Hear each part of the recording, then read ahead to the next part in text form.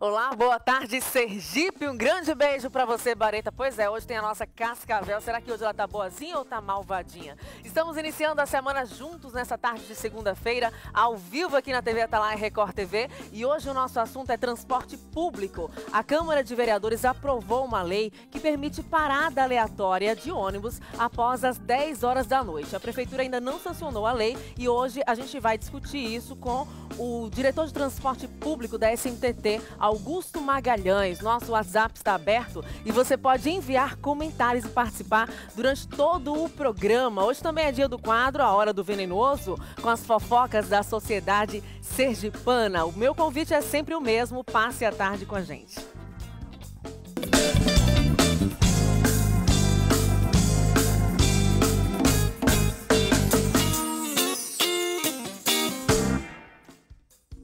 Muito bem, mais uma semana novinha em Folha juntinhos. Eu vou começar o programa de hoje falando da campanha nacional de multivacinação que inicia nesta segunda-feira nas unidades de saúde da família em Aracaju. A repórter Candice Matos que traz as informações pra gente.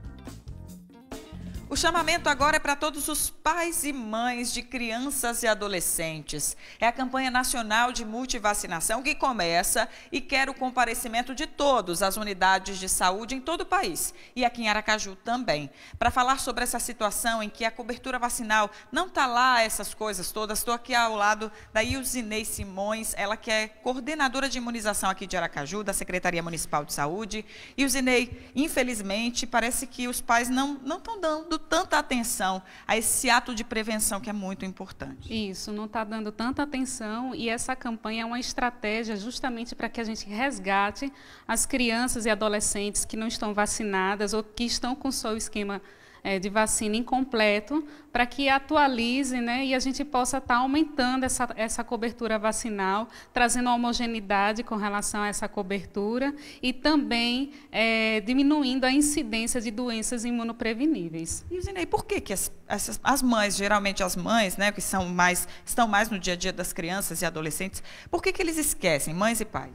Então, no início, o Programa Nacional de Imunização oferecia 4 vacinas, né, para a comunidade e isso facilitava bastante as idas desses pais à unidade básica de saúde para estar com o esquema completo de seus filhos. E hoje a gente conta com mais de 10 vacinas. Então, as idas à unidade básica de saúde se torna mais frequente. E aí, consequentemente, há a possibilidade do esquecimento, né, e aí a gente ver essas coberturas ficando baixas por conta disso. Nossa, a rotina atribulada de trabalho contribui bastante, mas quanto à vacinação, na cadernetinha está ali para lembrar, é importante anotar, não esquecer, levar a criança, porque a prevenção é o caminho. É o caminho e é importante que os pais compareçam à unidade básica de saúde com seus filhos, portando da caderneta da criança ou cartão de vacina, porque só assim o profissional de saúde vai poder avaliar se há necessidade ou não de vacinação. Vale lembrar que essa campanha nacional não é de alguma vacina específica, não. Ela abrange toda a cobertura vacinal para que as pessoas compareçam às unidades. E tem a novidade de ampliar a idade de atuação, que explica para nós. Então, essa campanha é para crianças e adolescentes menores de 15 anos, ou seja, que tenham 14 anos, 11 meses, 29 dias, né? E esses adolescentes, eles além de serem contemplados com vacinas da antitetânica, hepatite B, caso seja necessário, eles também vão ser contemplados com a vacina do HPV e da meningocócica C, que é uma vacina que previne justamente a meningite, que é uma doença de preocupação da saúde pública, né, pelo seu caráter grave, de trazer gravidade para as pessoas e pela facilidade de surtos. Bom, fica aí esse alerta de saúde, hein? Segue com você no estúdio. Muito obrigada, Candice. O alerta vai principalmente para adolescentes. Lembrando que a vacina contra HPV, ela precisa ser dada de forma contínua, senão a primeira dose não vai valer. Então, são 3 doses, tem que ficar de olho realmente os pais, mães de adolescentes principalmente. Agora, a nossa reportagem do dia é sobre a polêmica lei que permite parada aleatória de ônibus após as 10 horas da noite. O projeto é de autoria do vereador Anderson de Tuca. As empresas de ônibus acreditam que as paradas aleatórias vão deixar os percursos mais demorados. Já a população parece se beneficiar com esse projeto se ele for sancionado. Vamos acompanhar mais detalhes na reportagem do dia.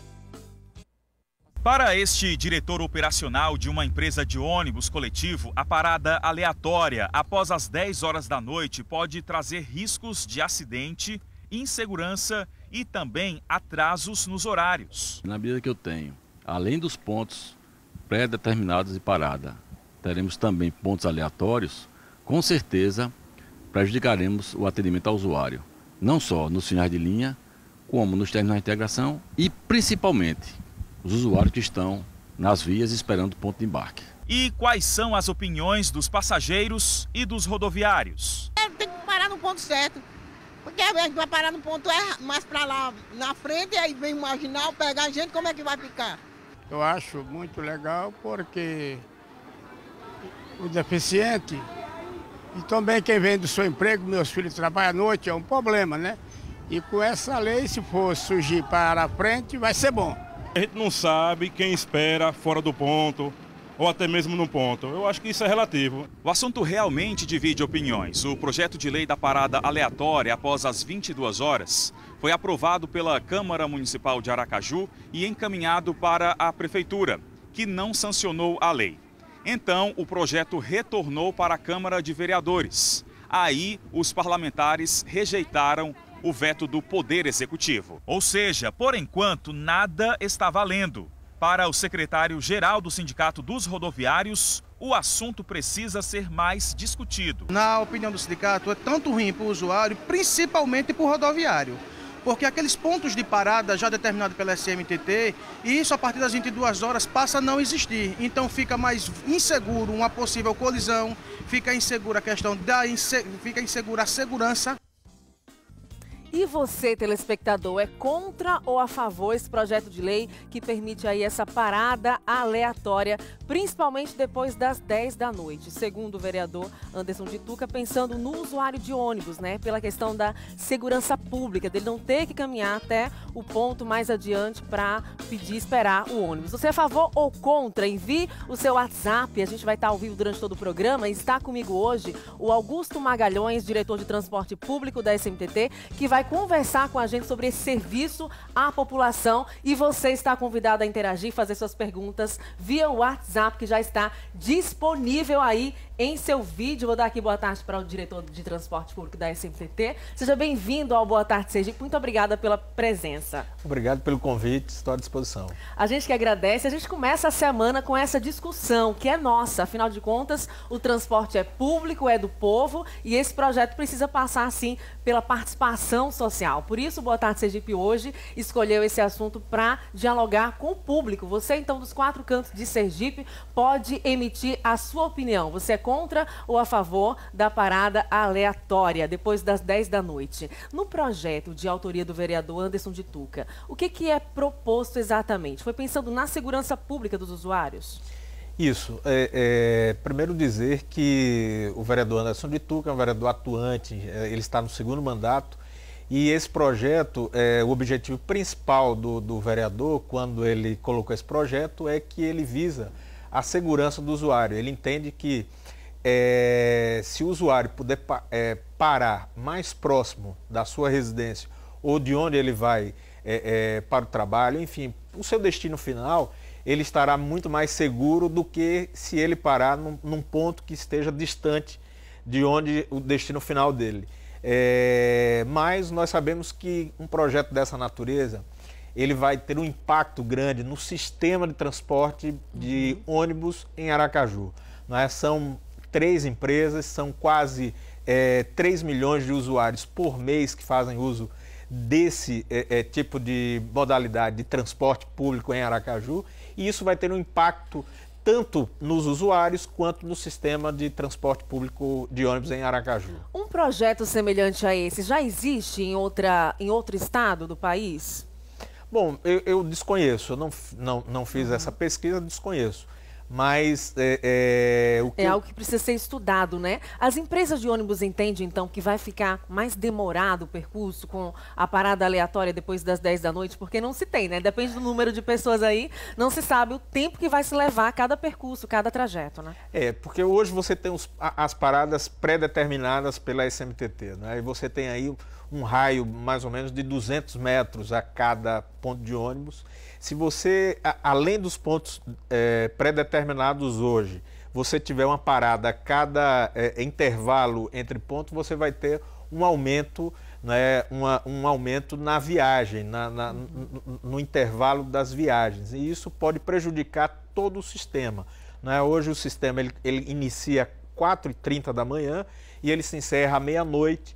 E então, e você tem, por exemplo, linhas de ônibus que os intervalos eles são muito pequenos. Por exemplo, são 4 minutos, 5 minutos de intervalo entre um carro e outro.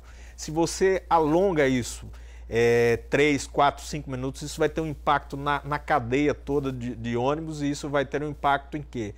Na questão do atraso em todas as viagens do sistema de transporte. E por isso que precisa ser discutido e estudado, né? Para que, se for aprovado, realmente a logística também seja estudada, para que tudo funcione muito bem, né? A gente tem a opinião, inclusive, do Sindicato dos Rodoviários, né? Eles ficam preocupados também com a questão da segurança, porque depois das 10 da noite, parar em qualquer lugar também é inseguro, né?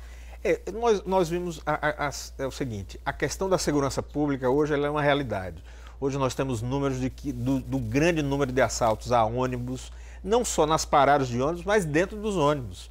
Não é? Então essa questão da segurança pública é uma questão preocupante, não só na área dos pontos, né, na área externa, mas também no interior dos veículos. Então, somente com isso, de você determinar a parada, que ele não seja feito naquele ponto pré-determinado, mas em uma área próxima ao destino final do usuário, isso não vai dar garantia de que ele vai estar mais seguro. Hoje, a questão da segurança pública é uma realidade em Aracaju, no estado de Sergipe, e todos os usuários, quer estejam dentro dos ônibus ou fora deles, eles estão vulneráveis a serem assaltados hoje em Aracaju. Agora, só para a gente entender, né, o projeto ele foi aprovado pela Câmara de Vereadores, foi encaminhado, a Prefeitura não sancionou e aí ele volta para a Câmara. E agora, você tem uma previsão de como que vai ser discutido ainda isso? Você está por dentro disso? Então, na verdade, assim, é aprovado pela Câmara e vai para a sanção do prefeito, que ele tem a prerrogativa de sancionar ou vetar. Nesse caso, o prefeito vetou, e esse veto ele é devolvido para a Câmara de Vereadores, que pode derrubar o veto, né, ou manter o veto. Nesse caso, foi derrubado o veto do prefeito e agora ele depende agora da tramitação na Câmara para ver se ele retorna para o Executivo para ser sancionada essa lei. Pois é, isso deve durar em torno de quantos dias? Assim, não dá para prever, né? Então, a gente vai continuar acompanhando. Ele vai estar durante todo o programa aqui conosco. Você pode enviar seu WhatsApp e emitir também a sua opinião. Principalmente você que utiliza o transporte público. É a favor ou contra a parada aleatória depois das 10 da noite? Eu estou aqui com o celular já pertinho, esperando a sua participação, enquanto você vai enviando as suas mensagens, porque você é nosso convidado a interagir comigo durante todo o programa. Eu vou chamar a jornalista Andréa Roosevelt, que vai nos atualizar sobre as notícias. O que será que ela tem pra gente nessa tarde? Boa tarde, Andréa. Boa tarde, Tamires. Boa tarde a todos. Vamos às notícias do dia. Deficientes são vítimas de 1 em cada 10 estupros registrados no país. Em 5 anos, o número de deficientes estuprados quase dobrou no Brasil, passando de 941 em 2011 para 1.803 em 2016.